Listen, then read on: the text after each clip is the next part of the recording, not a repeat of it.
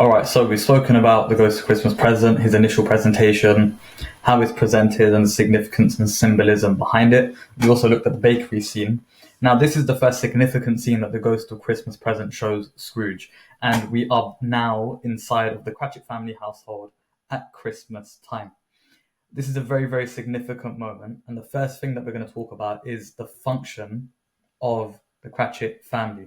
So, what is the function? What is the purpose of the Cratchit family? And notice how, almost with every single character, we keep referring to this idea of function and purpose. Why do I keep referring to it? Why do I keep saying over and over again, these characters have a function, they have a purpose? So, what I would do is just answer that question. The Cratchit family, what is their purpose? Why did Dickens include them? What are we meant to learn from them? What insight do we gain through the inclusion of Bob Cratchit and his family?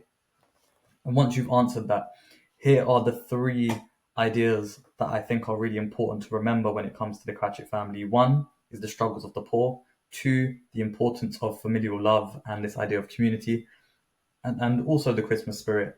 And three, to provide a moral contrast to Scrooge.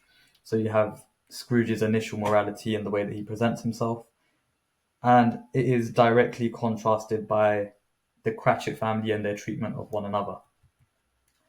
So this is the first scene, and in this scene, I think, honestly, there's so many different parts that you can unpick.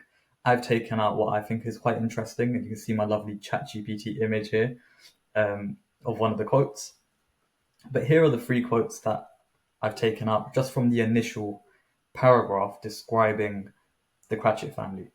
It's describing one of Bob Cratchit's kids as wearing a monstrous shirt collar, and then in brackets it says Bob's private property. So in other words, it's been handed down from Bob Cratchit. The second is Mrs. Cratchit, who's wearing a twice-turned gown, brave in ribbons, which are cheap.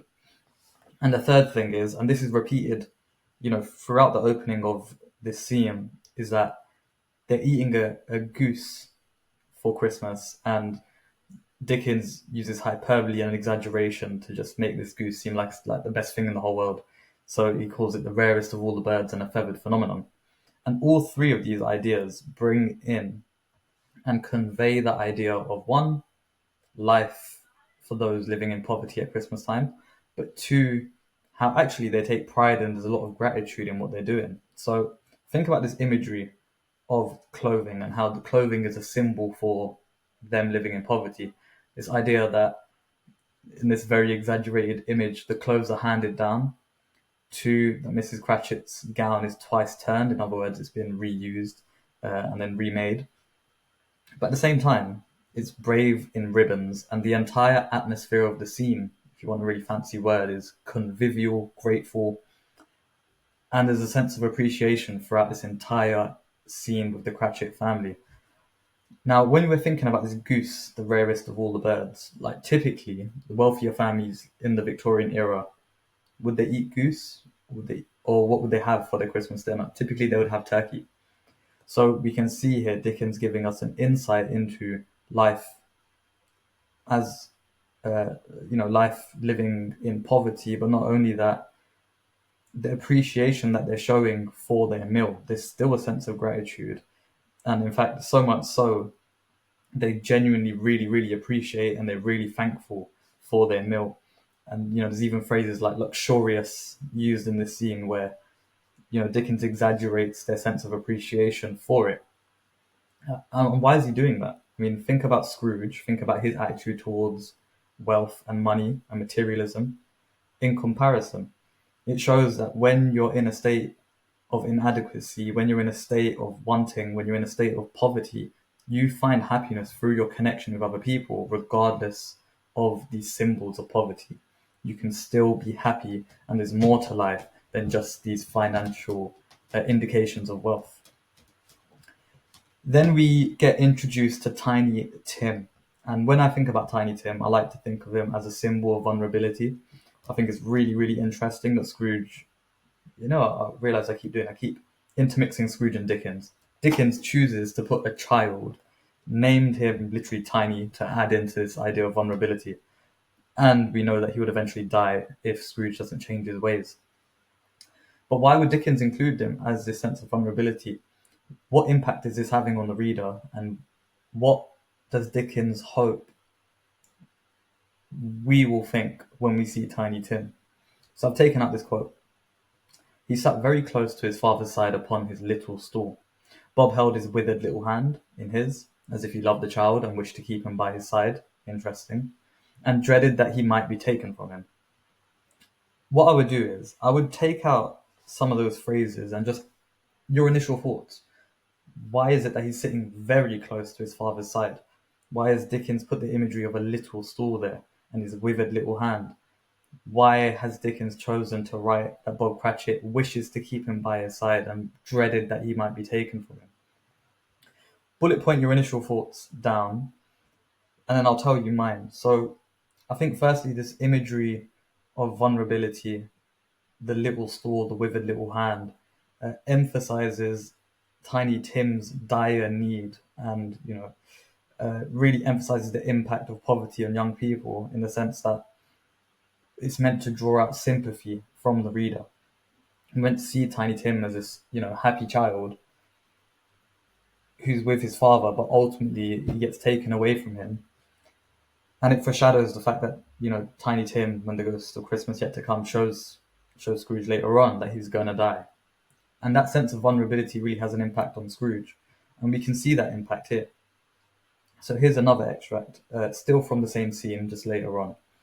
I see a vacant seat, replied the ghost, in a poor chimney corner, and a crutch without an owner, carefully preserved.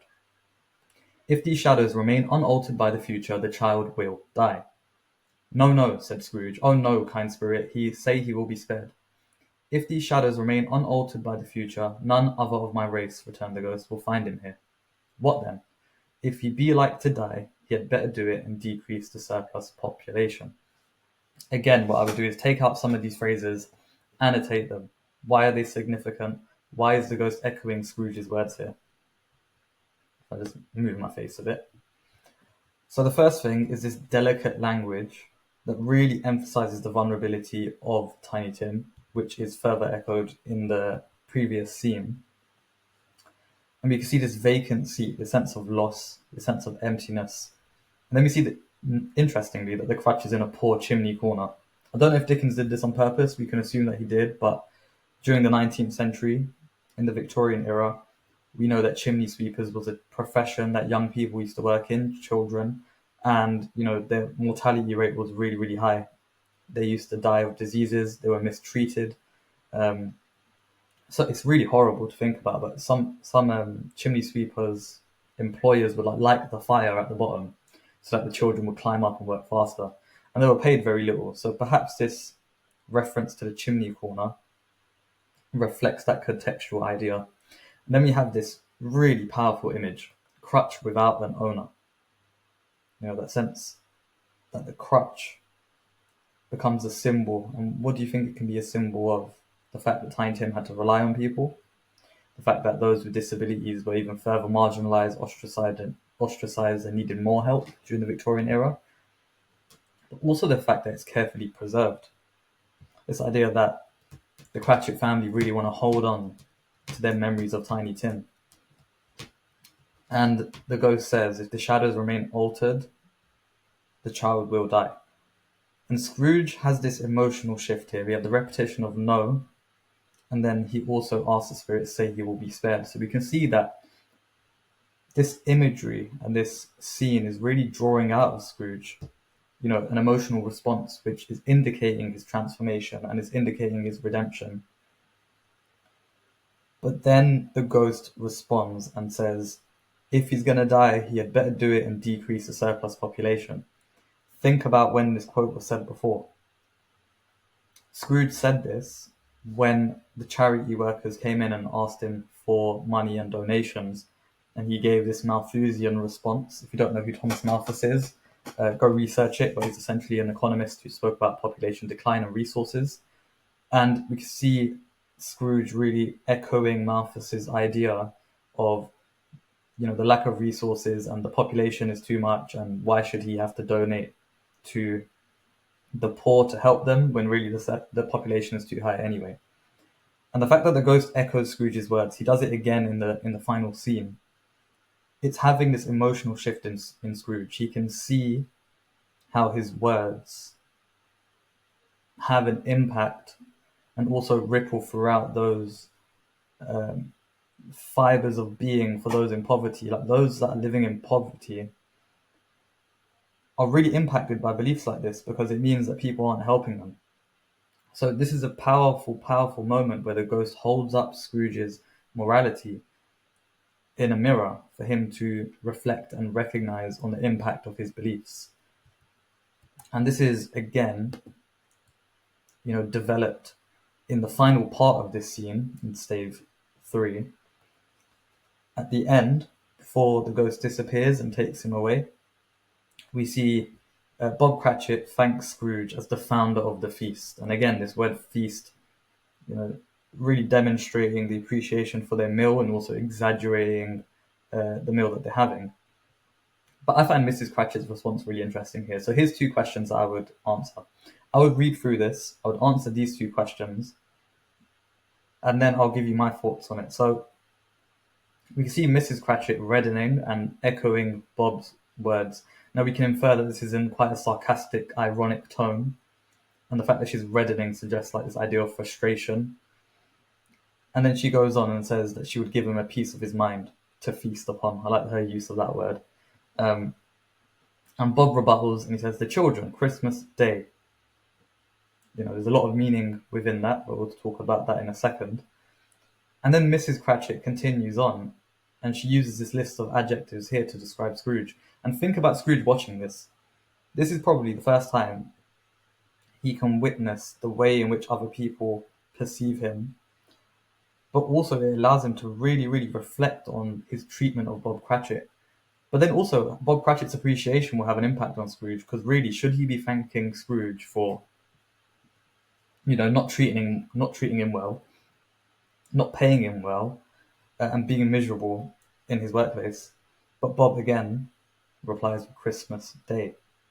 So what does he mean when he's saying Christmas Day twice? He repeats that. What does he mean when he keeps saying Christmas Day, Christmas Day? And it kind of echoes the broader themes of the whole text, which is Dickens using Christmas as a symbol of generosity, as a symbol of appreciation, as a symbol of kindness. Christmas Day encapsulates those ideas, and Bob is projecting those moral ideas. And I really like the fact that Dickens included Mrs. Cratchit as a contrast here, because really she's justified in her response. She's really justified in her response. But it allows us to again view Bob in a much more developed light. Like we can see him in a way where, despite Scrooge's treatment, he still thanks him for providing somewhat for his family. Now, with that all in mind, that's pretty much the first scene, first significant scene that the Ghost of Christmas Present shows Scrooge. And here is some revision tasks that you could do in order to remember it well. Notice this time I'm not giving you the words, I think you should do it yourself. Reduce the scene into 5 words, then expand on them from memory. You could create a quote bank and categorize them into different themes: effects of poverty, gratitude, Christmas spirit. When you're thinking about why you're doing this, it's because you could get an essay question based on any of those themes. Third, you could draw 3 images or symbols that capture the scene and then annotate them with a quote. Think about the crutch, think about the clothing. How could you remember these quotes using diagrams or images? And then there's some questions that you could answer. 1, what is the function of the Cratchit family? 2, what insight do we gain into the life of the working class through the Cratchit family? 3, how does this ghost act as a moral mirror for Scrooge? And this question you can develop later on as well when we see ignorance on 1. And the final question, why is Mrs. Cratchit's response to Bob justified? Now, next what we'll look at is the following scene for the Ghost of Christmas Present. I would tackle 2 or 3 of these revision tasks. I think the quote bank is particularly useful. Have that ready to go. And I'll see you in the next one.